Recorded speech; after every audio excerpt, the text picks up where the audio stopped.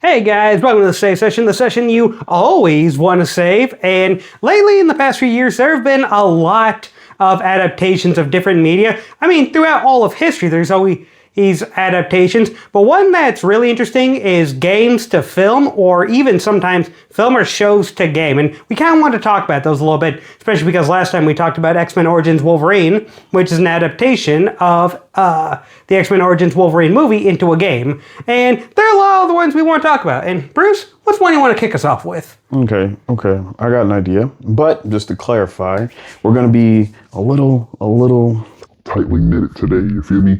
So we finna make a shake. We have some examples. For me, I'm going to take the Fox version of X-Men as an adaptation of the comic, even though you did say it was about games. Well, and then other media. Well, I mean, most of those are adaptations of comics. Like, pretty much every single one of those is an adaptation. Yeah. And as unfortunately, back to the X-Men situation, that was the first introduction to the X-Men that I had, with Hugh Jackman being casted as Wolverine. And I was like, before the whole shirt ripping off and bulging muscles and the thing. But I didn't know that was an adaptation until I got older and I did. Oh yeah, well, it's one of those things when you're a little kid where it's like you don't really. It's like the first time you see it is the first time you think of it. Like Spider-Man, the first time I saw Spider-Man, you think that's brand new, mainly because it's the freshest thing in your head. And shut up. It's the freshest thing in your head, the freshest thing in your mind. Might want to put that in the pocket then.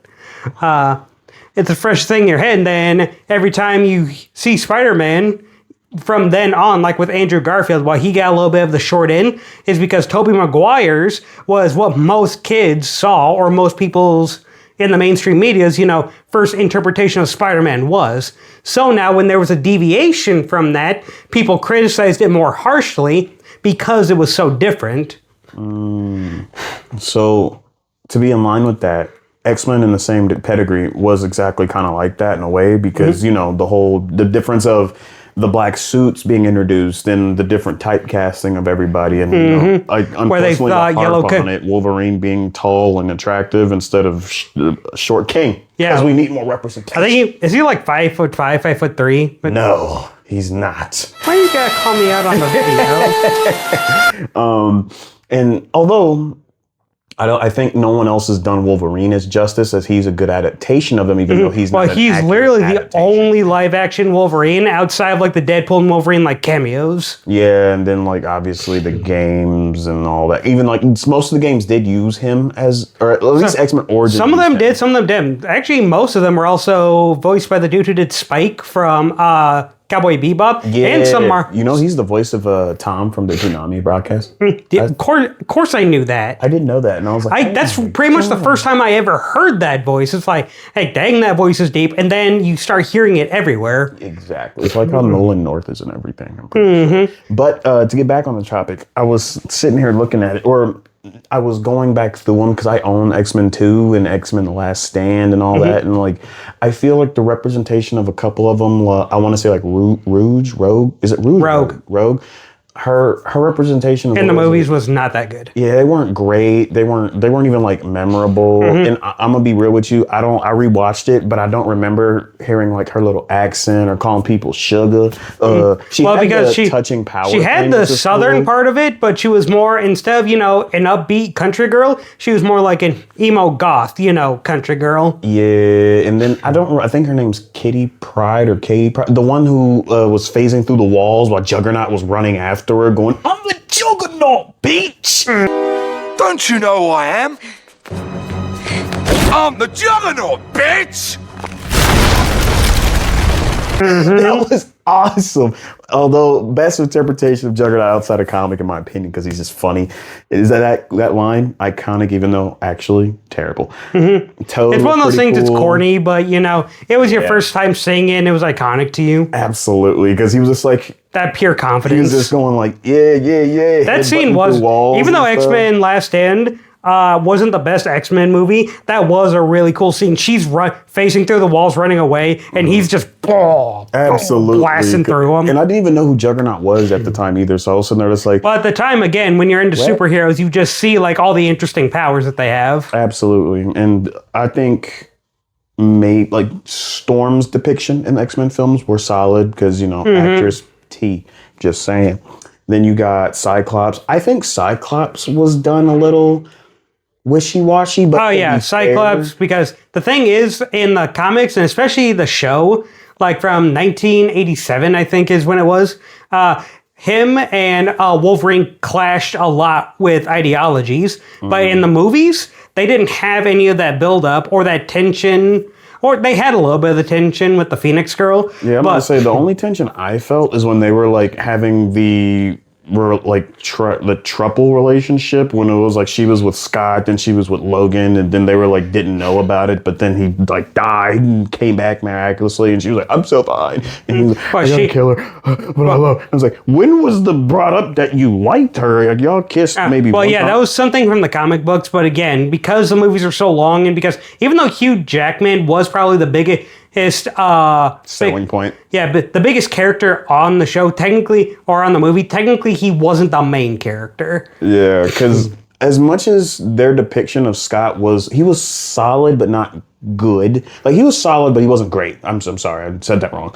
Like he didn't give me the feel of a leader. And then we had X-Men First Class, which I can't speak on because I didn't watch it, but I thought that was a step in another good direction because at least with the outfits.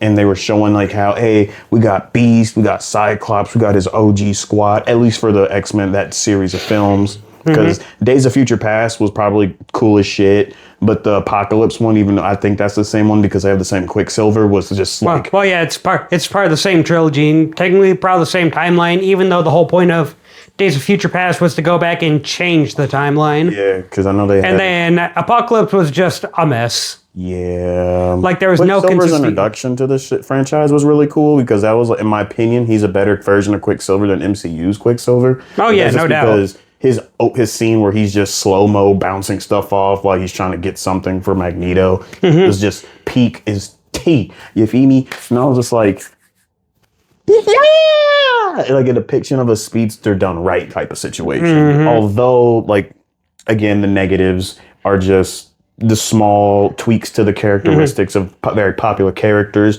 the outfit designs, the sense the story made on top of that, along with just, execution on top of that. Because I'm sure, I don't know the technical know what's and who, how, and what's it's of movie making. The know how, the know what's, the know when, the know why, Yeah. but no knows. You know the crazy part is I was trying to say who's he, what's nuts. Although I'm gonna end up with this one. I think the franchise was entertaining for what it was, but once I got older and actually saw the animated version, X-Men 87 or 97, whatever one is called. Oh yeah, X-Men 97. Yeah, that's the cartoon one that was on Disney Plus. Very underrated. Everyone needs to go and check that out because that was amazing. Yeah, and then even just checking up some comic stories because it's like, Oh yeah, it gets even more crazy. It's crazy. Like Logan is so cool. Cyclops is actually a lot cooler than the movies made him to be, even though I think he was a little push. Xavier in those movies was entertaining, but so on and so forth. I'll let you take the stage. Yeah, smooth as the segues as always. Just like sandpaper, man. Oh man, imagine wiping your butt with it. What are you saying? But that kind of brings me to my point, because there are a few that I had in mind, mainly because a lot have come out recently. And one of them is The Last of Us. We've talked about The Last of Us a little bit, but now they have a show and they have a game. And there were only 2 games for The Last of Us, and there were only 2 seasons. And which one did it better? Clearly, in my opinion, the games did it better. Just when it comes to Ellie, when it comes to Joel, when it comes to everything. Now, whenever I think of an adaptation, what I think it should do, and it's kind of like with every new Spider-Man, we've had so many Spider-Man that at this point, the interesting parts of watching any show are seeing what's now changed. Yeah, because at least with Spider-Man, everyone know Uncle Ben's get clapped. Uncle Ben gets clapped 6 ways to Sunday. Well, you say Uncle Ben's. I'm like, technically there are multiple of them, so. It's a canon event. Back on track, boy. Yeah, and every Uncle Ben gets boomed, unless you're Tom Holland, because Aunt May gets. Technically, Uncle Ben did die in his universe. Yeah, they just didn't show Aunt it. May get boomed because I don't believe Aunt May almost got boomed in Tobey Maguire, but he goaded up and he suited up like if you can carry on with your point. But basically, like we have the show and then we have the movie, and what I like about it is they were both worked on by the director Neil Druckmann, who made the games, also co-directed the show. And what I like about it is they brought interesting changes. Like because it is a bacterial virus, some of it was more getting into the bread and wheat, and that's another way it spread. That wasn't like that in the games. In the show, they don't. Like, in the games, they have ones that, like, they have cordyceps that are so rotten that they release spores into the air, and there are certain closed-off sections within buildings you have to wear a mask, because if you inhale it in, boom, you're infected. They got rid of that within the show. At least I don't know about Season 2, because I didn't fully watch Season 2, because I just couldn't. I got a few episodes in, because, man, just the second part of Last of Us just cannot stay out of controversy. Like, the games were controversial, and then the show was In my defense, though, I think the game was just controversial because nobody was used to having, like, a hard truth being put in their face. Like, yes, Joel. Slow down. Joel. Like, Exactly what I was thinking of. But Joel, like, arguably did a terrible thing, and justifiably he received consequences for his actions to people who had nothing to do with. That's why I think it's like that. That's why I think about the show. I don't like everyone makes fun of the show. Little side tangent. Everyone makes fun of not the show but the games, mainly because they didn't think part 2 had that good writing, saying like, Tommy basically sold them out, saying like who they were. But you have to remember, at the beginning of the games, they were more like hardcore, we will kill anyone and anyone we have to survive, and join up with whoever we have to survive. But then by the end of the game, they found their humanity. One of the biggest reasons being Ellie. Then they made their little establishment. They made their little section of civilization. And then they started introducing people into the town and letting it grow. Either letting them stay in the town, be part of the community, or trading with them, or even giving them supplies, to have a safe trip. So they weren't, the monsters that they were at the beginning of Last of Us Part 1. So in Part 2, it's not that far-fetched to say that Tommy would say, okay, these people, Abby and her gang, they just saved our lives, so everything must be cool. In his brain, it was kind of a little slip-up, sure, but it was more like all right, so, hey, I'm Tommy, this is my brother Joel, thank you for saving us, you saved us, so you gotta be cool. Only because if you weren't cool, you would have just let us die anyway. So I think people very much overblew that scene in particular. It doesn't help though that the story is kind of like bouncing back and like it's not in a. That was my main complaint with the game. Is I don't really think any of the ideas they had in the game were bad. How I think was the execution, how it was presented. Like Abby being in the game, I'm fine actually with Abby in the game and with how she treated Joel, because if someone killed your dad for no reason, for no reason other than they did a bad thing, Joel did a bad thing. It's a gray area all around because they're not robots, they're characters. Yeah, they're people. They're people. They did bad things and suffered consequences justly for them. And some people got their justice, some people didn't. It's one of those things that's not supposed to be written cleanly. Now, some people like our clean stories, some people don't, but that's mainly the problem with the games. The problem with the show came with a myriad of things. Season 1 was fine. The only problem is there weren't, in my opinion, enough zombie action to, get it going. And even some changes were a little weird. Like, there was one time they were going with, I can't remember her name. There is a guy and his little brother. I think his name was Sam. And basically, he was just a kid just like Ellie.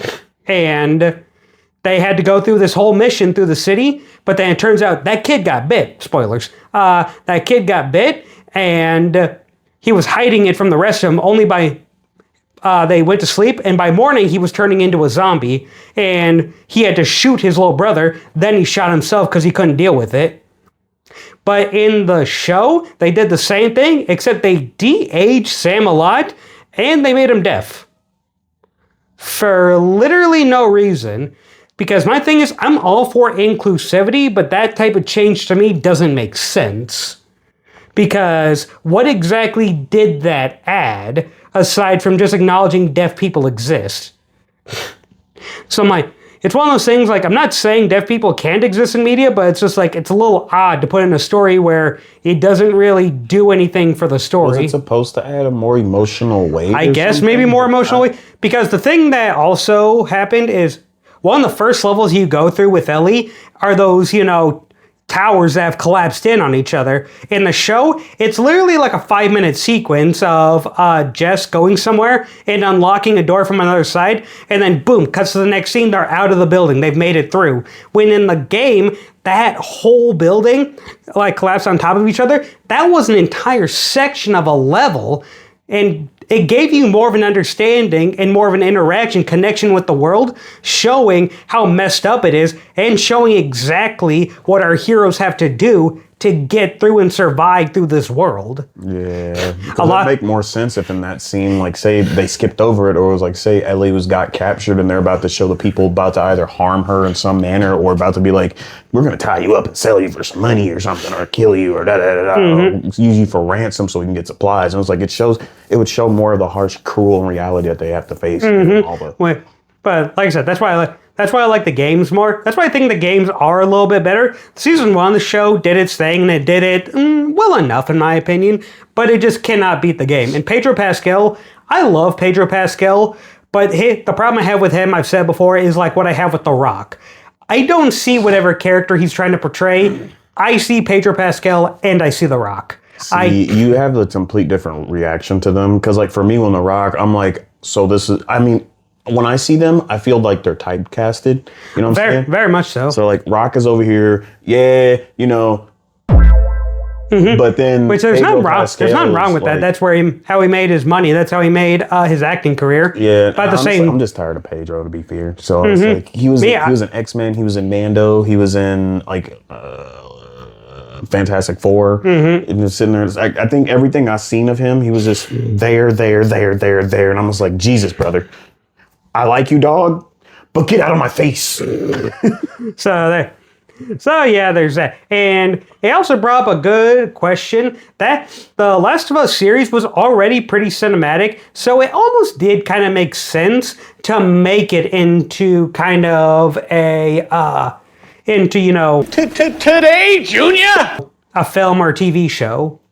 But then I was kind of thinking, so do all games or do all medias deserve the right to be adapted into some other type of thing? Like another one that I was going to bring up is Mortal Kombat. Okay. Because they got... New movie just dropped, by the way. New movie just dropped. That's why I wanted to bring it up, mainly because Mortal Kombat, all the cutscenes are very... are also cinematic, yeah. I keep losing the word, and I don't know why. Okay. It's one of the easiest words in the dictionary to describe what I'm describing, but I keep forgetting. Showstopper. Showstopper. But basically, Mortal Kombat is just...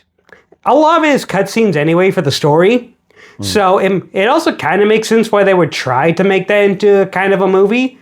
But then in the past, my opinion, the past movies we've gotten have not been very good. Oh, absolutely. Because I have one of them. I think it's Armada, I want to say. The movie starts with an in-canon event where Johnny Cage gets killed by Motaro. He gets killed immediately despite him being the main character of like the last movie. Well, him, Liu Kang, and Sonya were like the main characters of the previous movie, and then they just kill him instantly in the next one. Yeah, and I'm sitting here like, I honest to God watched it, but then I looked away for a second and it was over, and I was like, what just happened?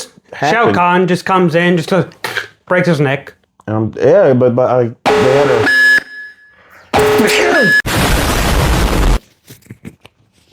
That was so violent. You made it tinge in my neck. Did you drop the mic? No, my shirt. Got it. But yeah. Yeah. Oh, I'm glad I'm the one editing the video this time. Oh, I'm going to have fun with Oh, that. wait. Actually, that brings me a good question. Is the NetherRealm take of Mortal Kombat a good adaptation of Mortal Kombat? I think it was for about 2 to 3 games. I argue it was good until the ending, until Mortal Kombat 1. Sorry, Mortal Kombat 11. 11 was better than X in my opinion, but there were a lot of things that just snowballed into kind of something that's nonsensical. We talked about Mortal Kombat 1 with a bad story with, and then Chronica and then the Titans and whatever, multiverse. 11 had a pretty stupid story because of they introduced Chronica in 11. No, it was 11. Yeah, it was 11, but then Chronica was back in 1 only for it to be Shang Tsung in disguise. Yeah. And then they introduced the multiverse. Because I remember in 11 in the DLC, they introduced time travel to rewrite a bunch of deaths that happened in the main game. But then the whole point was that each death and each iteration of each game is canon. But what Chronica does, she rips it apart and then rebuilds it to try and create her utopian timeline. Oh, yeah. She's just a mad woman who just wants everything to be perfect the way she wants it to. But then again, if you can do that, why do you keep making them do all of this then? If you're in control of that, how do you keep messing it up? Yeah, and then if you want to really break it down, because Mortal Kombat X did the multiple time, like the time skip thing of like them in the past, them in the future, but then you have, I think... basically just backstory. To show us backstory for all the new characters. Yeah, but it didn't really line in together. They actually ended up never actually explaining how a lot of the characters met. Because the new squad, they didn't... They do explain some of it. Like, Takeda, he's... I forget what his name is. Kenshi. Yeah. Kenshi. And then the Arrow dude, I keep forgetting what his name is too. But Jim. Yeah, I remember he was trying to... He was breaking into...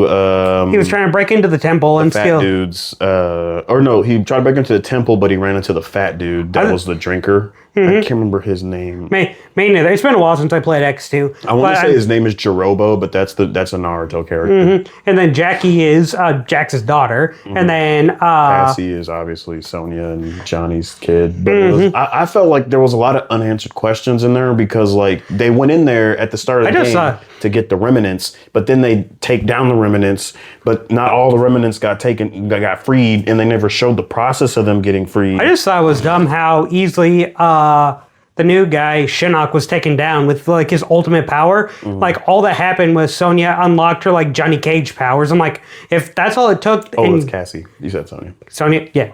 So if Cassie, all he had to do was unlock, Johnny Cage's power that she inherited, why was it so hard for Johnny to beat this guy? Probably because he was old. Man. Or they did the classic, hey, we need the new shiny toy to beat the big bad boss. So yeah, and I know she has become more of a stable character, except for one where they deleted her again. But anyway, is it a good adaptation? I kind of think Mortal Kombat is one of those series where it has been always kind of dumb from the beginning. So again, part of it is just seeing kind of how dumb it gets. One, I thought it went a little too overboard for dumb, but then the movie just absolutely irritated me in a lot of ways. Like, the whole thing with Scorpion, his family was killed by Sub-Zero, so... The new character introduced randomly that no one knows the name of, that's like story original, apparently. Well, yeah, because he's Scorpion's son. And basically he was moved to America afterwards to be an orphan, and he became a semi-successful MMA fighter, but he just couldn't break into the major leagues. Then you get a tattoo on yourself. If you're born with a tattoo, that's basically everyone just writes off as a weird birthmark. And if you get this tattoo, you are allowed to be in the Mortal Kombat tournament a lot later. And the Elder Gods decreed it as that. That's why certain people have the tattoo, because they're destined to do that. However, destiny is a fickle thing, I guess, because the whole plot is Shang Tsung keeps coming in to kill all of the future members of the tournament to guarantee that the NetherRealm wins. Sounds like a good start, at least. Nah. I mean, kind of not really. So why even introduce all this Destiny stuff? It could just easily be overwritten. And then the biggest problem I have with that movie is that all of the characters have interesting backstories. Like Liu Kang being able to shoot fire, it's how he was raised and trained with his clan. Same thing with Kung Lao with his hat trick. Same thing with Kano, he got his eyes shot out, so he got a robot one. Sonya, she's military experienced, but specialized force, which gave her gauntlets. Jax, he got his arms freaking blown off, so he got them replaced with metal ones. The thing in the movie is, if you have this tattoo, you get special powers based off of it. And it's completely random whatever it decides. Which, I'm like, really? That's lame, though. So, Liu Kang, it wasn't because he trained, with his clan to learn these powers. Nope, he just has a Mortal Kombat, tattoo, so he can do it. So when he does it, does a thing shout, Mortal Kombat? I don't remember. It's been a few years since I saw the first movie, but... That'd be stupid. That sounds hilarious the first time. Mm-hmm. But how do they know they have powers? Does it just happen? Well, it happens after they... It happens after they train real hard with it, or Kung Lao and Liu Kang welcomed in some of the characters like Sonya, Kano, and the new guy. They introduce him into the temple to train, and they were sitting down for dinner, and Kano was supposed to be the comic relief character, but the comic relief is just a dude who don't shut up. That Hollywood just still thinks is the funniest character in the world. That irritates me to no end. Basically like Ezra Miller from The Flash. He's not saying anything funny, but he sure is talking a lot. That's like in the Transformer 1 Bumblebee, he just keeps talking and talking, and you're sitting here just like, hey, I know Bumblebee hasn't talked the entire Michael Bay franchise except for twice. It's not just because they're quirky and they talk. They have to say something interesting for it to be funny. Yeah, because when Bumblebee spoke in Transformer 1, he said, permission to talk, and he was like, permission granted. I want to stay with the boy. And then the second time, he was like, Prime, you are my best friend. And then he was just like, snapped out of being Nemesis Prime. Meanwhile, in Transformers 1, oh my God, I got lasers on my hand. Woo, did you see me just do that? Oh, that was an accident. Can I do that again? I can transform too. Bet. And you're just like...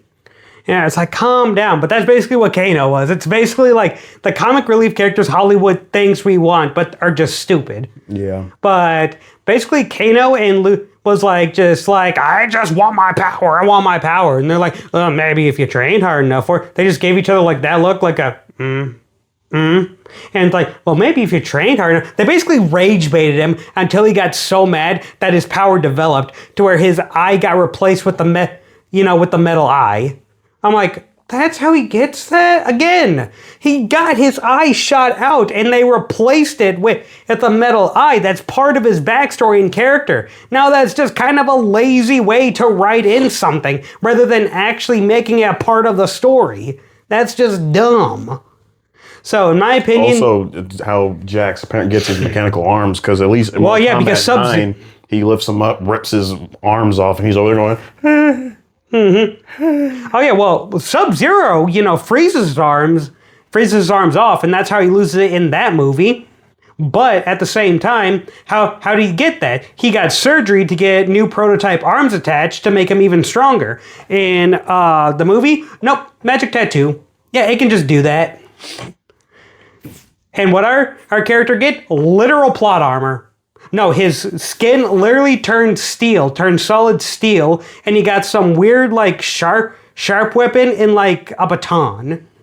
Or whatever you call that. Basically what police used to hit you. You said it right. Baton. Okay, baton. For some reason when I think baton, I think of, cheerleader things, but I know those are pom-poms, not batons. But anyway, basically he gets a baton, and he fights and beats Goro while doing that. I'm like, so his thing is literal plot armor. That's just dumb. So I do not think that was a good adaptation. So... Okay. Yeah, that rant's over, but yeah, I just don't think that was a good adaptation. Mortal Kombat 9 is the best adaptation, in my opinion, of Mortal Kombat that we've ever had. But then again, and Mortal Kombat 9 was basically, aside from DC versus Mortal Kombat, which we don't talk about that one, aside from that game, Mortal Kombat 9 was basically my introduction to the actual series. Yeah, same here. Mm-hmm. Because I have the franchise that got rebooted into NetherRealm's take on Mortal Kombat, so I think that's cool. but at the same time, seeing, how it started versus how NetherRealm tried to redo it versus how they're trying to redo it. It's about to be a thing. Because I actually did want MK1, especially how they redesigned Reptile and Baraka to be actually characters that are somewhat they're actually fleshed out more, because the original Baraka and Reptile, original Reptile was just a color shader NPC cheat code, and Baraka was just mindless prickly man. Yeah. Now he was like I'm probably gonna get this wrong, but he was an important figure who got the Tarkatan disease, but because of the Tarkatan disease, he decided to be the leader because he was the only one that was brave enough to speak up. You're talking about Mortal Kombat 1, aren't you? Yeah. Yeah. And then meanwhile, Reptile, he was just, I don't remember Reptile's backstory. Reptile he was working for Shang Tsung, the evil Shang Tsung, after, Kronika came back and was gave him an insight saying you were actually supposed to be this powerful, but a greater force stopped you from being this powerful. And basically kept our heroes in the dungeon and said that they said they're going to kill my family if I don't keep you here and do the work. And Baraka kind of respected that. I know you don't wish to do this, but I also respect that your family's going to die if you don't. So I kind of respect you a little bit more for trying to make a tough call. Only to reveal that Reptile's family was already killed. So he was just doing it, and they were just tricking him into doing it. And that's why he decided to join our heroes. Which I do like. They gave Reptile actually some humanity instead of just, being a mindless assassin or just a mindless thing just to beat up. Because that's usually what happens with Noob, but I always forget the small detail that Noob's Cybot was resurrected through the Lazarus pit and then technically brainwashed through Quan Chi to serve them, kind of like how Scorpion was. Because he didn't, with his own Lazarus Pit's Batman, by the way. Huh? Lazarus Pit is Batman, by the way. They do the same thing. They resurrect a dead person. Yeah. But I think it was Mortal Kombat 1 showed, he had his beef with his brother and stuff. But when he became Noob, he was he still had his humanity. Meanwhile, when Noob from Mortal Kombat 9, he was yeah, I'm just bodyguard, bro. I don't know how I got here, but I look like your brother. You don't know who I am. We kind of do the same fighting techniques, except now instead of ice, I spit out shadows, and I'm going to kick your ass.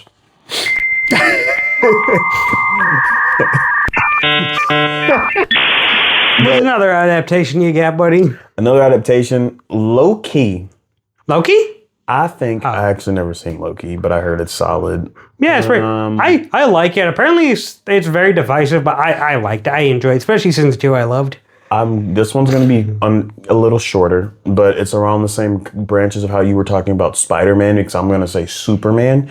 I think game-wise, adaptation, in the terms of adaptation, the easiest character to make into a video game. So would Flash, but then Sonic Frontier happened. It's not that hard to make an open world. It really isn't. Just make it to where you can run up walls, make it to where you can actually fast travel, make it to where you can actually control the speed. It's honestly, in my opinion, not that hard. See, but why would you need to fast travel if you're playing as a speedster? That's what I mean. You could pinpoint it from here or there, or you can just make him faster, or you could control his speed. Do you want to go lightning fast, and that's your fast travel, and they boot you here in a second to basically convey the speed, or do you actually want to go slower? Yeah, because I think it's honestly funny, and it's kind of a side tangent because, it's still some superhero-based games, because I haven't seen a single game where you can run on water. Because I don't think you can run on water in Sonic Frontier. That Incredibles game you could. Wow. Yeah, because... How old that is? Yeah, that's old, but also, I'm pretty sure Sonic can in some of his games. No, he doesn't. Yeah, in Sonic Boom he could. Well, that's Sonic Boom.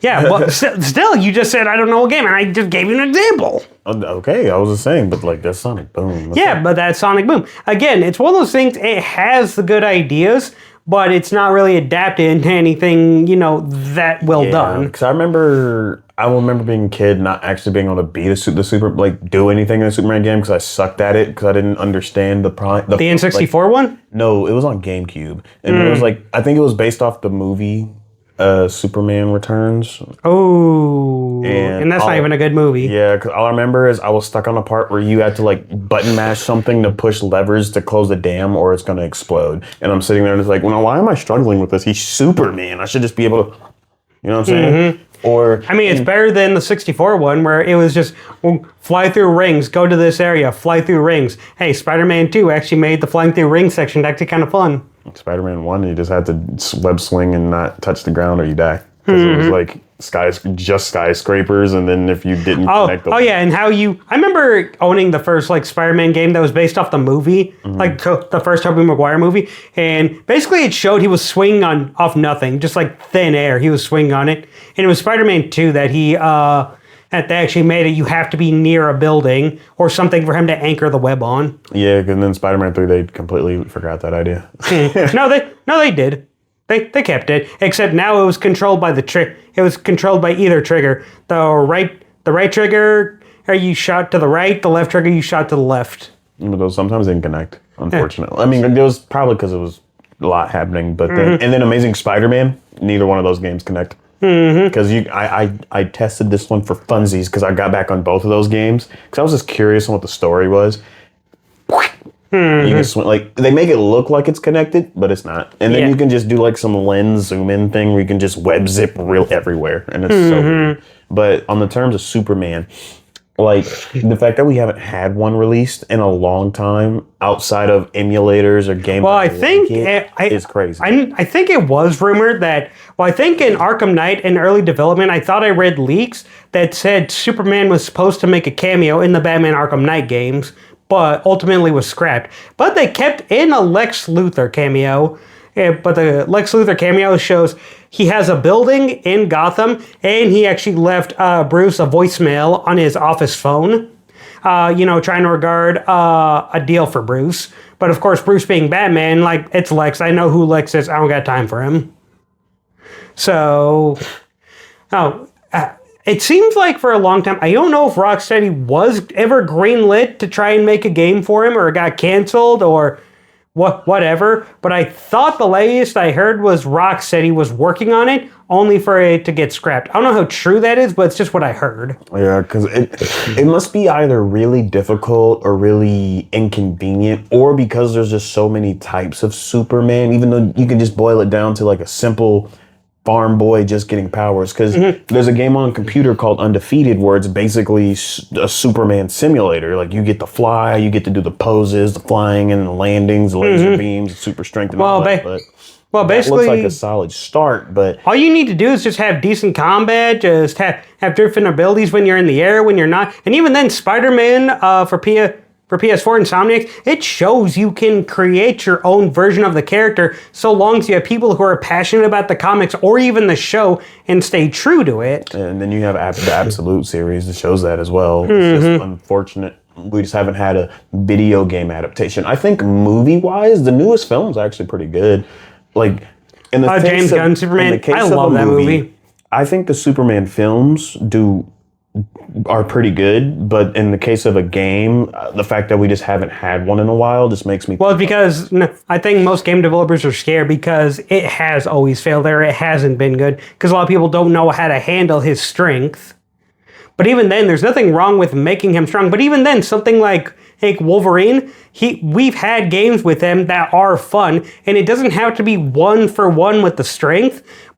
Just make it seem a little bit more realistic to him, or even then, and have it to where he's early on in learning or something. Yeah, because that's another reason why people and I say people, I asked a couple of my friends, and maybe 2 or 3 of them, and they were like, Origins is honestly a really fun Batman game, even though it may be confusing to others. And obviously you have Arkham Asylum, Arkham City, and Arkham Knight. For me, the first Batman game I ever beat was Arkham Knight. Like I knew of Arkham City, I saw my cousin play Arkham Asylum, and I watched Arkham City be played.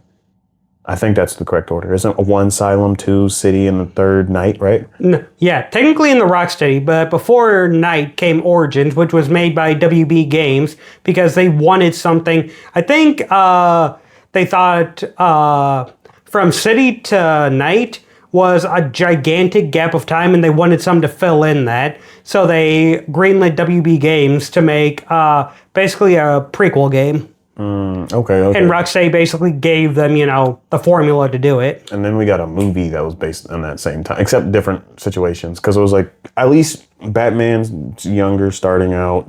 in the snow. Except now he's fighting Deathstroke and the Black Skull. And then you have, this is the name, right? Black Skull? Mm-hmm. And then you have the movie where it's Vampire Boy. Isn't it something Peterson? Robert Patterson? It's not even based on Origins. It's just... I know, but I put that mental note together. It was just like, oh, wow, it's X, Y, and Z. And then this one is like kind of close to it, but X, Y, and Z, but not it's really. Close to it, but it's not really, it's an adaptation of Batman, but not of that specific Batman. Yeah, I just thought they had like maybe one or two similarities. Especially, but the whole point of Superman is there haven't been any good video game adaptations of Superman. There's a ton. The only one that is a good video game adaptation, in my opinion, was Injustice. But even then, that's not typically what people liked about Superman. Yeah. Because he's still like, the tyrannical ruler, oh, rule with me or I will kill you instantly type thing. I think that was an interesting take on Superman because... that absolutely is. Because it's like, what if the most powerful being on the planet, potentially the universe, stopped holding back? What if he said... What? Let's die. Mm-hmm. What if he stopped holding back, and what if he stopped caring about free will and only cared about safety? And then basically that's what you get of him. Because it shows in some cases he wasn't that bad in terms of his morals, like working with Batman to stop Brainiac. And even then it showed he still had some of his morals.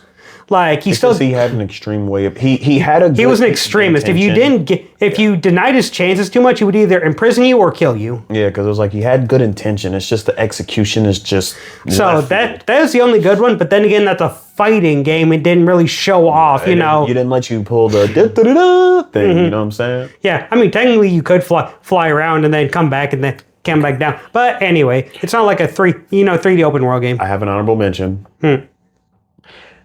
Hulk Ultimate Destruction is arguably one of the greatest superhero games that we've ever had, and interpretations of Hulk from comic to game. Never played it. You would love it. Probably. I think maybe I may have seen it growing up, but I don't know. Like, it introduced Hulk in a semi-open world, and that's where we first got Car Knuckles, and he was like able to run up buildings, jump super far. Like, he showed off Hulk gameplay, bro. Basically, he walked so Prototype could run. Yes. Legit. I think they legitimately took ideas from it because there's no, like the giant fist, they stole that from that game. They had to. The open city movement, they had to. Dog, they saw the vision. I'm out of frame. I got so scared I went out of flame. But yeah, no, like I think that's an honorable mention because I know you like the Hulk. So I love the Hulk, but we were talking about it being butchered, and hopefully Spider-Man Brand New Day, we saw Bruce Banner in there. Hopefully he gets some retribution. I don't know, but would be actually kind of interesting because like that would be fun. What would you want to see as it though? Like, would it be like a Hulk bust out and be like, Hulk bust out and help him? They've already pulled like the No Way Home, where they see in the trailer, looks like he cropped out someone that's supposed to be helping him fight in like a major battle. But fingers crossed it's Hulk. Yeah, I heard that entire script got leaked already. But but at the last thing I will mention, because it's also relatively new and I want to talk about it, is Mario, because I love Mario. But the Mario movie versus game, and what do I think of it as a massive Mario fan? Oh, wait, before you answer that, what do you think of the first one? What do you think of the newest one? And like, I never actually saw the second one, but I've heard a lot about it, and I have seen some clips from it. And the first one I thought was, I'm not gonna lie, when you took that long to respond, I thought you saw something on there, and I was about to be like, bro, please tell me. I don't know. I wanted to make it seem like I was gonna say something like big and profound, but. So you pulled a me in from last video. Yeah. Basically, it's like, the thing is, I felt like the movie, it had some of the personality of Mario, but what it didn't really have was that good of a story, in my opinion. Because it just felt like, again, just kind of like a normal Mario thing where Bowser wants Peach, Peach says no. Oh, but instead of Peach getting kidnapped, it's Luigi this time. But Mario has... Bowsette struck finally, yeah. She wanted the brother, you feel me? Yeah! I don't feel you. Don't. No, okay. I don't. Bowsette wanted that Luigi. Bowsette's not even in the movie. I don't know what you're talking about. I know, but I'm just having fun with it, dude. But anyway, but basically, Luigi gets kidnapped. Mario has to learn the new ways of the world, and basically, it almost felt basically like Toy Story, in my opinion. Which I know it's a weird thing to say, but it felt like Toy Story in the beginning, almost like Pixar level when he's with his family. He's trying to create a plumbing business, but it's not going so well, and then his family's just laughing at him. But Luigi's still there for him and wants to be there for his brother. It felt almost like, in my opinion, almost like a Pixar movie, where it's just like, the emotion is kind of there. And sure, even if the family's a little too hammy on the, you're a failure, Mario, you're not going to make anything, silly Mario, that type of attitude. But then later on, they're just surprised when they see him doing stuff. It felt like that's when it fell off and became more of a little kid movie rather than an animated movie for everyone to enjoy. Because it just felt like it just followed the breadcrumbs of Mario. Well, it added in Donkey Kong. It felt like references to Mario the movie rather than, actually telling an interesting story with Mario. So in that case, would that mean you wouldn't like the second one? From what I heard about the second one, okay, so I already knew it because it was already pretty much said. Star Fox was in the second Mario Galaxy. Well, was in the Mario Galaxy movie. Fox McCloud was in Mario Galaxy 2. There's no way you didn't know that. I'm pretty sure Nintendo themselves announced that. You act like I keep up with movies. Mm-hmm. And that was all over everywhere. Like you couldn't escape from it. Like I read it on Facebook one time. I'm like, God dang it, just spoiled that Fox is in there. But yeah, Fox is in there. Probably also because he just got an announcement for a new game. Oh, and yeah, he looks so bad. I don't know, Falco's looks the only one I think it needs to grow on me. But everything else about the game looks amazing. I honestly thought that was a movie because I know what you're talking about, and I saw the designs, and I was like, "Is this a movie?" No, at least that's how you know it looks good. Yeah, but basically he's there, and from what I hear, that movie, if I thought the references to Mario were bad, this one was basically It's not Mario Galaxy, it's Nintendo IP, the universe is what it is. Because from what I hear, it's just bam, this reference, bam, bam, bam, bam, bam, reference. That's what I heard. That's the only thing I heard about the film, honestly. Because is that it's nothing but references. I watched, he had 4 pictures of the film, and I think his head was blocking the Fox one because I'm sure that was the one that was there. And he was like, all this movie was just a bunch of references, and I was like, so guess I don't need to go see it. Yeah. So basically, it's almost kind of like, they're trying to get their Avengers movie, Smash Bros. The movie. Yeah, I know. She's freaking out about something. She wants to be upgraded. Mm-hmm. But probably Smash Bros. The movie is probably what they're leading to, their version of the Avengers. But basically, what I kind of think about Mario is it's really hard. It feels like an impossible task to begin with because in Mario, there really is no plot. The plot is basically the gameplay that you do to get to, your next goal. Usually Peach is kidnapped and you take your ever-loving sweet time to collect as many stars as you can till eventually you can face off with Bowser. And that's basically what most of his 3D games are. The second games, again, you go through the level, you beat Bowser, you save the princess. That's usually it. About 90% of the games. There are a few exceptions to it. But for the most part, when it comes to main series Mario games, there really is no plot. There's just... Well, the plot usually is that Peach got kidnapped. It's more the story that there's not a lot of. The story is basically the gameplay. So for a movie like that, how do you interpret that? And I think it did all right, I guess. I don't think it did an amazing job, but it made me kind of question, should everything be a reference to something or adaptation? Mainly video games to movies or movies to games or whatever, or even anything else. Because there's things like the Lord of the Rings movies. Those were movies that people kept saying could not be made into movies, but it happened. So it's a lot of just one of those things. Like, should it or shouldn't it be? And that is the question you need to ask. Oh, but in my opinion, I didn't think it did the greatest job because if I thought it did a great job, I'd want to see the movie more. But once was good enough for me. And that's coming from a Mario fan. Like, Dog, there were standing ovations from the fat dudes in the back behind me. Like in the seats behind me, there were like fat dudes that look like red mod. And I am fat. I am chunky. I look like I just ate McDonald's because I just did. And I'm calling them fat. They look like the picture of a Reddit monitor, like a Reddit mod. And Reddit monitor, I said monitor. What is happening to me? But like a Reddit mod behind me, and they were watching it, and they were dressed in like, you know, like Mario shirts and everything. And then the movie ended, and they got up, they were like, and I'm like, dog, that was just kind of a dumb kids movie. It's not a standing ovation. Then again, people have stood up and, you know, applauded for Fantastic Four, even though I thought the newest one was kind of not stinky, but All of them suck, though. well, the thing is, a lot of people like the new one, but I didn't care for it. I thought it was kind of dumb. But anyway, that's not what the video is about.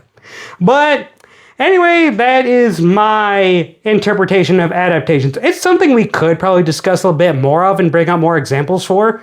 But ultimately, hey, I think adaptations, what should be done with an adaptation is what I said with Spider-Man.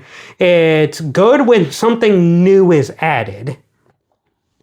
Like, instead, kind of like with the Witcher series, last point I'll bring up, but with the Witcher series, for the first 3 seasons, it was real good because the GOAT, Henry Cavill, was, you know, making it good because he's a big fan of the book series. Because while they both have a game, while it's also a game, it was a book first, and the show's taking more from the book. And basically, Henry Cavill got in a fight with the director of season 4, basically saying, like, you know, you're changing the show, you're changing all these things, but no one's going to want to watch it. The director said she wanted creative freedom, and he said creative freedom doesn't mean erasing what made it good. And then she said they want to make a show for the wider audience, and he clapped back with something like the loyal fans of the series are the only reasons we're popular right now. And Henry Cavill's face. Mm-hmm. Yeah, pretty much. But it's one of those things. I think you need to stay true to the source material while trying to add something. Because my only counter argument is you can diverge from what the source material, but if you do, it better be good. That's all I'm saying. That's what I mean. I'll watch anything if it's good, even if it deviates from the source material. But you need to pay respects to at least the ideas that it was all about. Yeah, because there's some things where you can change like a super catastrophic event. So like say X character dies, right? But they can cut out that X character dying and change it to something completely different, or like a whole bigger catastrophe that's about to happen. You know what I'm saying? You're like, yeah, this is sad. I'm so sorry this happened in the book. Wow, sucks, my guy. But then it'd be like, but there's a giant Deus Ex Machina insert. Fun fact, you actually want to know something? There's the movie The Shining with Jack Nicholson, said to be one of the greatest horror movies ever made. And, you know, it was based off a book by Stephen King. And a lot of people loved it. There's one person in particular who didn't like it. You know who that was? Stephen King? Absolutely. And he was so mad, he gathered all his money in his own production team to make his own 3-part series to his version of The Shining, because he did not like the Jack Nicholson version so much, he created his own. It flopped. So basically, what that also shows is like, sure, kind of to your point. Basically, it doesn't have to be one-to-one with the source material, and even then, people who wrote a book might not know how to translate that well to a movie or to a game or whatever, because in their brain, that's not what they were thinking when they wrote the book. But to adapt it, there should be some meaningful change, a change that makes sense, or even if you do it one-to-one. Just execute it well. So those are some things I thought kind of deserved an adaptation, kind of didn't, and what kind of my base guidelines. We could make more of these and just talk about different adaptations, what we thought of them. I'd be down for doing some more of these in the future. What do you think? So yeah, I got you. Because like when realistically, in terms of as me being an anime fan, anime itself is like an adaptation. The games of those, so there's a bunch to talk about too. So. But anyway, those are some of our thoughts on adaptations, and maybe put in the comments, what are your adaptations? The ones that you thought, well, ones you didn't. What do you think some rules should be for adaptations? What do you look for in different adaptations whenever you go to see them? So, yeah. All right. Just make sure you like, subscribe, and save this session. Bye, guys.